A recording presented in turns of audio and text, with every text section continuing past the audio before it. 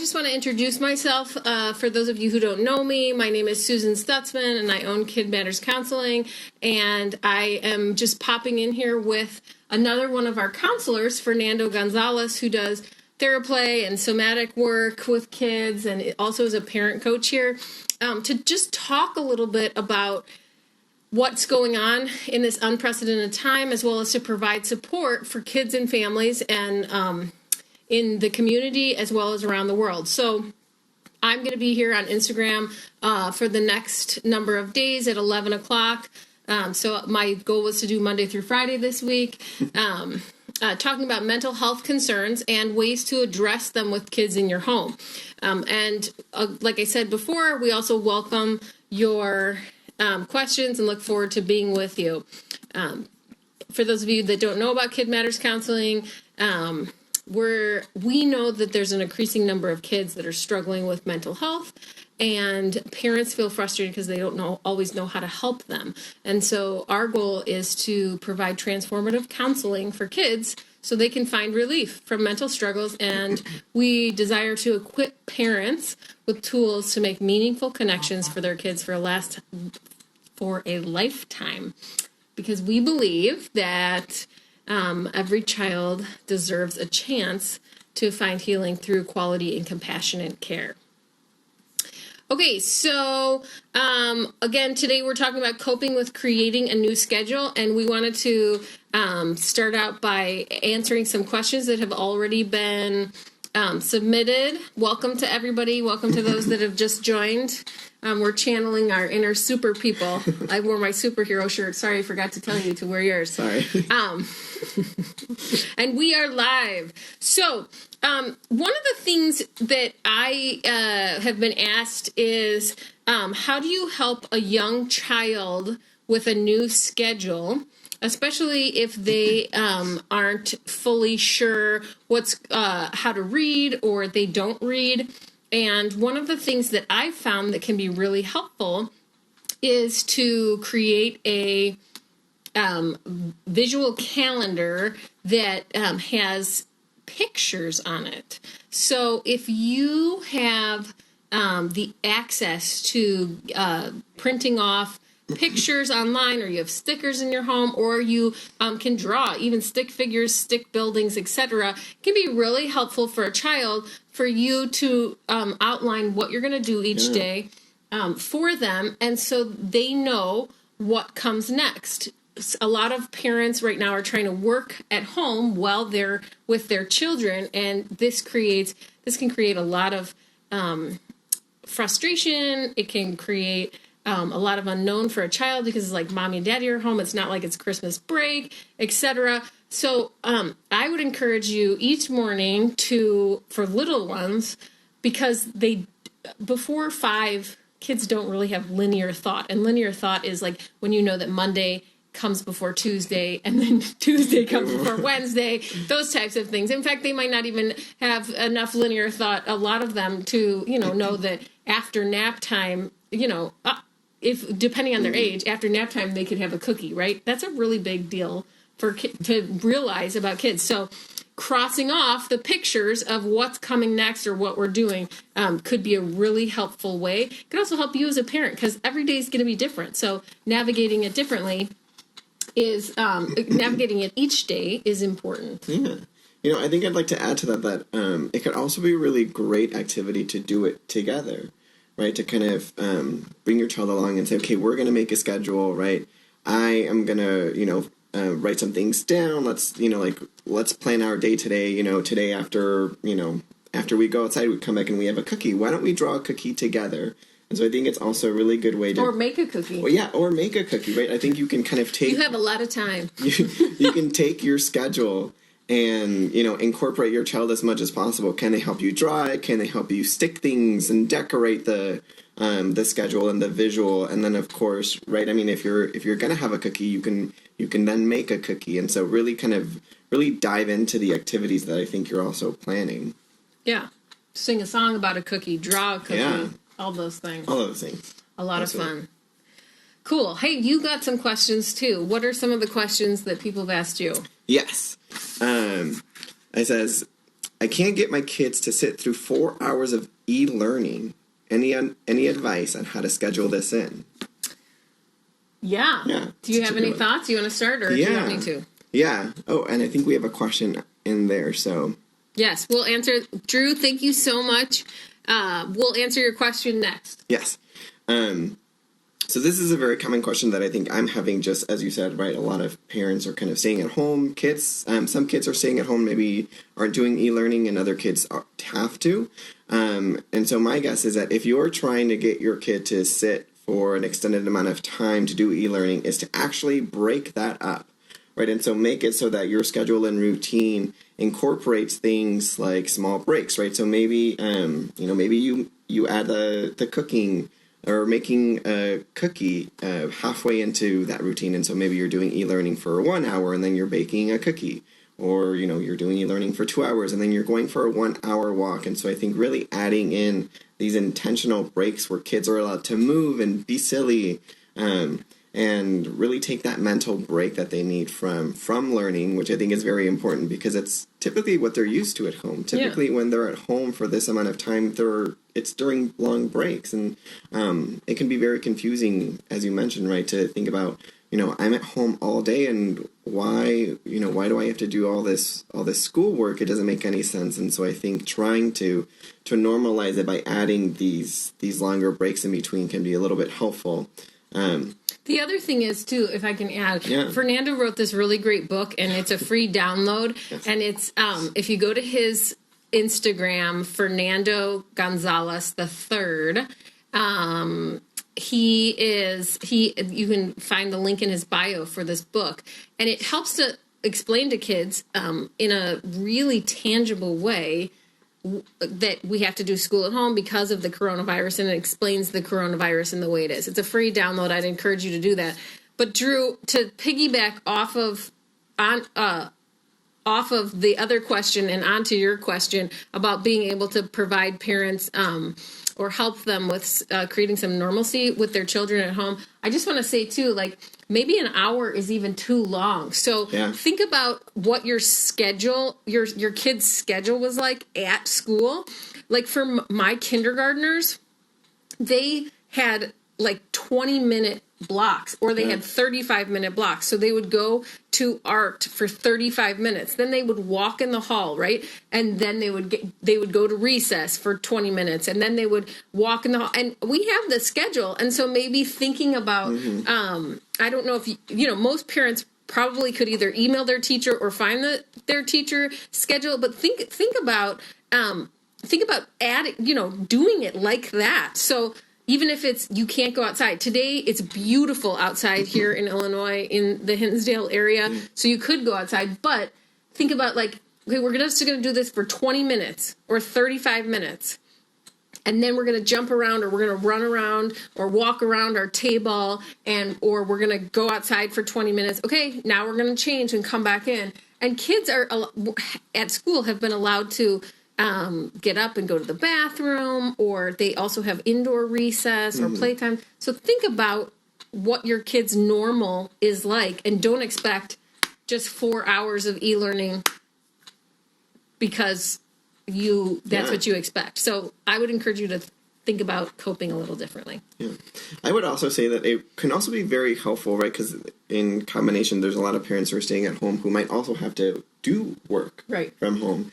And so it might also be really beneficial to do some of that work with your child while your child is then doing schoolwork. And so you get the opportunity to kind of watch them, be with them, help them when they need it, and at the same time be able to do work. And so you're also then kind of modeling this new routine, right? Where now we're staying at home and we're doing things that we usually do outside of home, in home, and you get to take those same breaks, right? So I think it's also a good self-care for parents to be able to say, oh man, our 20 minutes are up, let's go for that walk. And it's a really good way for us as adults to also add in some self-care to our routine. Yeah. The other thing is, I got a question about spring break. So some people are on spring break this week. Some people are on spring break next week. Some people have already had spring break. And some people also are just starting e-learning. And some people have been e-learning for a while, for a while. So depending on where you are at in the journey of coping with or creating a new schedule for yourself and or for your kids, I would encourage you to still set up boundaries. So it's not just a free-for-all, but give yourself the ability to think about great ways to interact together or have fun or do a little vacation time, but also have some normalcy built in, so that you don't, just go crazy. Can happen. Yeah, I think that that's important. Also, like for spring break, thinking about some fun activities that you could do. One of the things that I was thinking, like next week is our spring break, is to still do some of the school activities during the day, but then to have like a hard stop at noon. And we were planning to go on a trip and visit family. And so I was thinking, setting up a tent in the backyard or in a bedroom, depending on the weather, and having us go, and we can do stargazing, and we can still do some of the activities that we were planning to do with our family members, and think about how to creatively recreate that in your own home. Yeah, absolutely. Right. Should we maybe go to another question? Sure, yeah. Okay. Let's see. This one says, I'm having a hard time having my kids follow a routine unless I'm in the room with them. Yes. But Mommy, I need your help. Daddy. Yeah. What are any suggestions you can give to make this routine more successful? Yeah. You're a parent. Yeah. Do you want us to take this one? I can. Did you have any ideas though? I did, but I'm gonna, if you don't mind, I'd like to see what you say. Yeah. So I would take some time as a parent to think about specific activities that your child will need your help with, and then activities when they don't need your help. So one of the things that I do normally in my home is in the afternoon, even though my kids don't always take a nap, or my little one does, but not my older ones, we have a designated quiet time. And they know the toys that they can play with during quiet time and their volume, their voice volume, etc. That has not changed even through this pandemic crisis. I will say that keeping that has really helped me, because I know I'm going to have an hour and a half or a 2-hour chunk.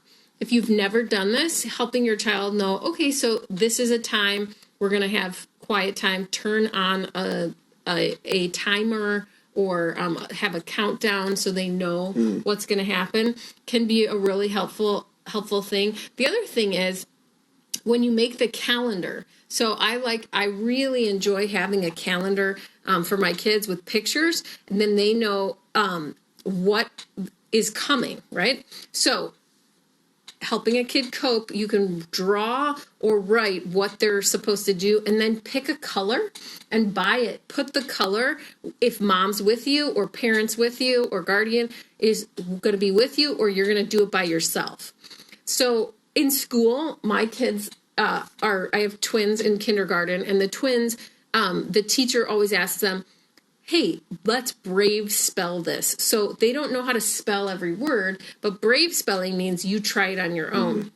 So for some of the assignments that these parents, that for e-learning, you may ask your kid, okay, this is for you to try on your own, and then I'll come back and help you or check on it. But you get to try to do all the directions by yourself. Or here's some, you try and brave color and brave spell, and after you give them the directions. And then if you have the color next to it, if they can do something or on their own, or they're doing it with a parent, then they can jump down. What's really cool is they can jump down the calendar too if you leave it with them, and they can start the next thing that they can do on their own as well if they need more ideas. Oh, yeah, I hadn't thought about that. Yeah. And then they too can cross it off when they're done. How exciting. Yeah, I was thinking about. Can you repeat the question because some new people joined? Oh yeah, the question is, I'm having a hard time having my kids follow a routine unless I'm in the room with them. And I was thinking about kind of, as you're thinking about what kind of routine and what kind of schedule you want to make for your child and also for you, right? Because you're in the house with them, is thinking about, what are the things that your child needs, right? Whether it's, what are the things that they need to do if they do need to complete e-learning? What are the things you think they might want to do? But then also include yourself in that, right? Kind of take some time to think about, what are the things that I need as a parent, as an adult? Do I need to get work done at home? Do I need at least a 30-minute break from my kids? And so really think about those things so that when you're making a schedule, kind of like what you said, is to create a schedule and a routine where you can figure out, these, within this window of 30 minutes, right? Like, I know that my kids are going to be, I don't know, maybe they're watching an episode of their favorite TV show. And maybe during that time, it gives you a mini break to read emails or to do work.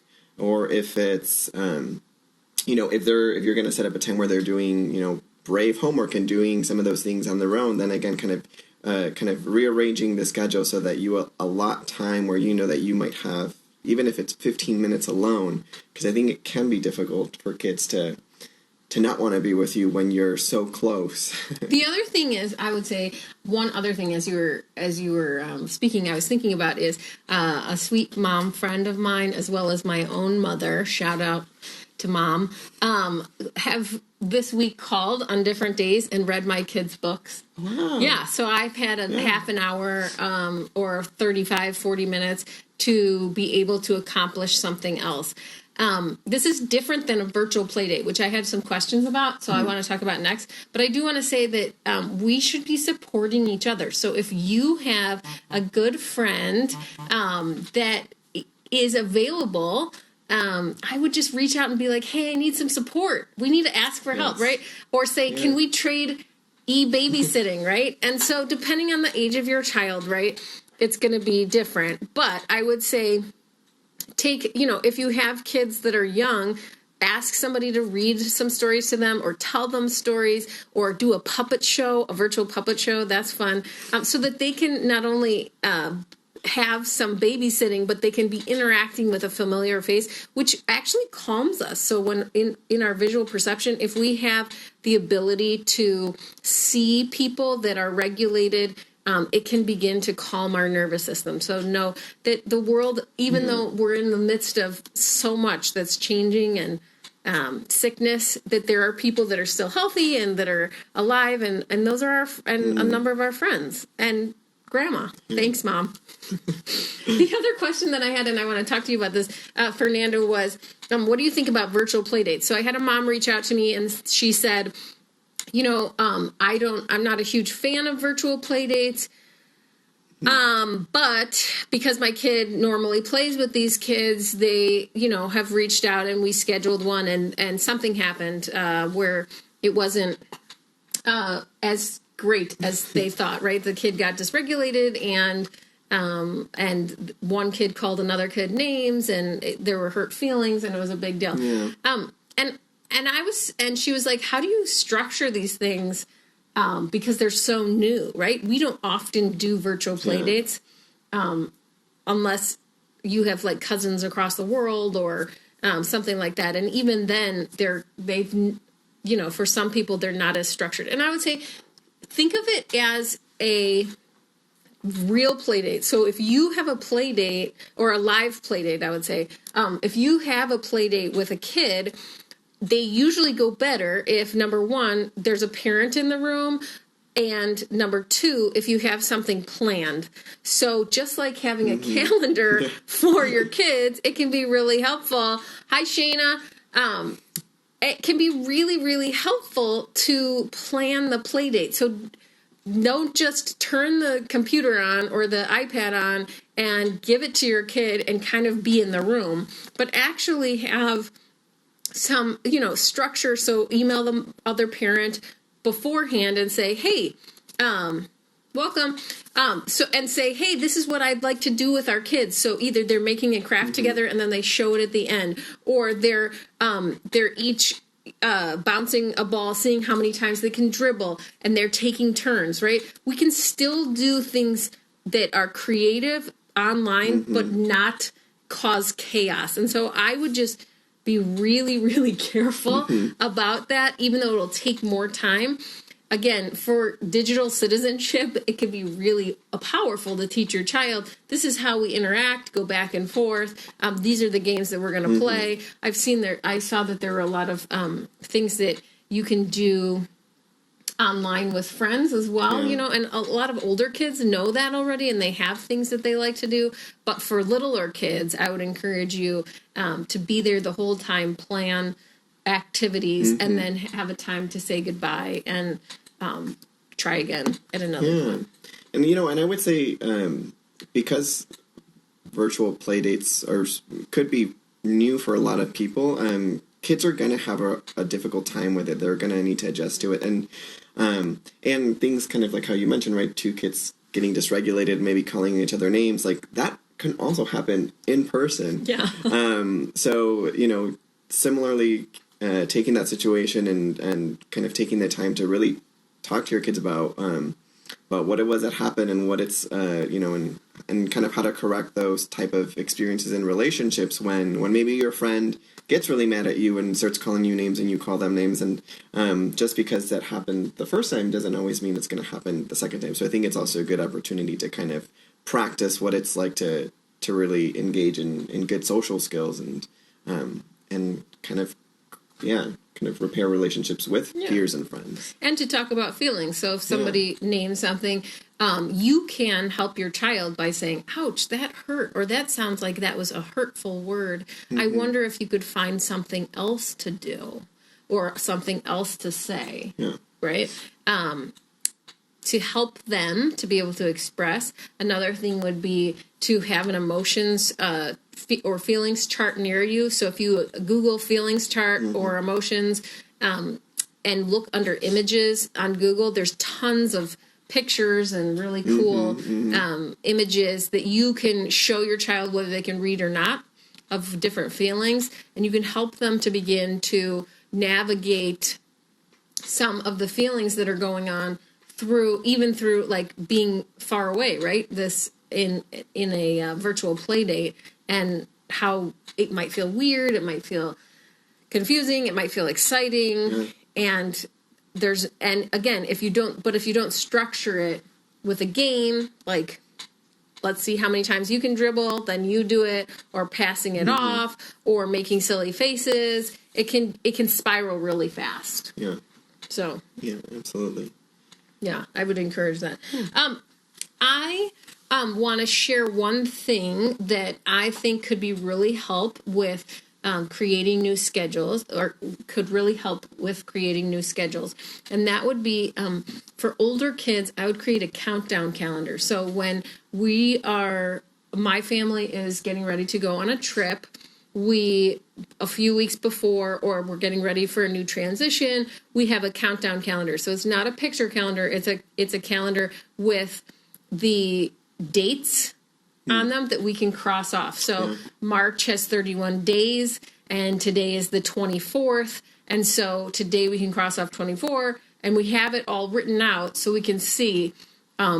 We have ours on the refrigerator right now called the Corona calendar, and we have the April 8th circled as our hope date to go back to school. Yeah.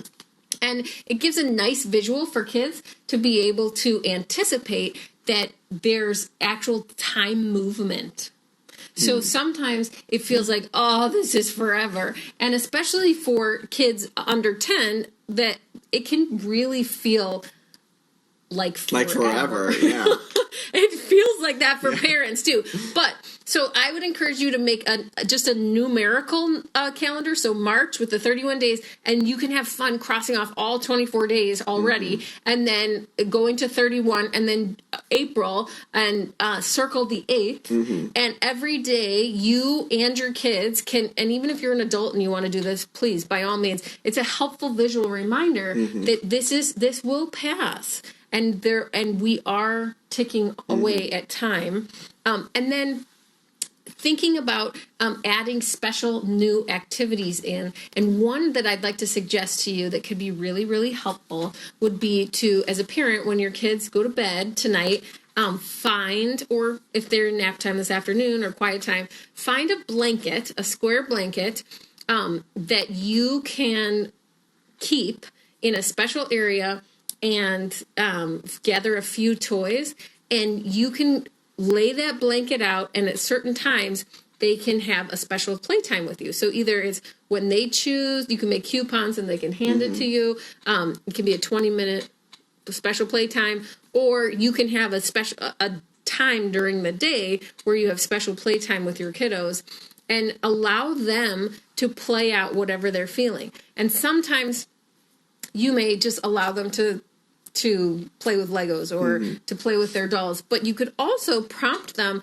and say, could you make a picture out of your favorite animals on this piece of paper? They can set the animals up on the piece of paper of how you're feeling. Or can you show me what you think the coronavirus is, right, during this special playtime? Because sometimes it's hard to have actual dedicated time with one child, especially if you have multiples or multiple children. And it could be a really powerful thing. So they know these 20 minutes I'll be with mom. I can talk about my worries, or I can talk about my feelings, or we can just play, and mom or dad or my guardian is with me. Yeah. And being with and feeling safe is really the most important thing during this time. Yeah. I would say, and coping with a new schedule that you're just thrown at. Yeah. I really like that idea, because I think, some of the other questions that I've gotten, not related to routines, but is, how can I really know that my child, what my child's going through, what they're feeling? Or even sometimes I've gotten comments of like, oh, they seem pretty fine, like they're just going through their typical day. And that might be true. And at the same time, kids might also not always be able, or sometimes will not physically show or verbally show what this is like for them. And so they might be, going out to their yards and playing on, their swings, or staying home and, doing whatever it is that you want them to be doing. And it can be really tricky for them to even know that, oh, I can actually tell someone that this is something different, and it's freaky and scary, and maybe it's a good idea for me to share that. And so I think kind of doing, the special playtime and giving them, where they can draw something out or use their toys or share a story with you. Sometimes kids do a really good job at kind of expressing themselves in extremely nonverbal ways, and play can definitely help with that. Yeah. And then if, as you watch it or as you see this play, it's important to be able to name it for them if they can't name it. Because if we name something, we can tame it. So neuroscience says that actually in our limbic system, we can begin to relax if we have some sense of control. And if we name something, we know, or we can begin to know or explore it. And so that can be really helpful. We are almost at the end. If anybody has any questions right now, please shoot them to us. But I will say tomorrow we're going to talk about a little bit more about brain science and why this is so hard.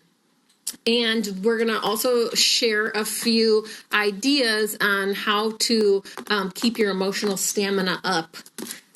Specifically, we're going to talk about this book, How Full is Your Bucket? And then another one of my favorites, Have You Filled Your Bucket Today? And ways to help kiddos begin to think outside of themselves and ways that they can fill their bucket. Whoops.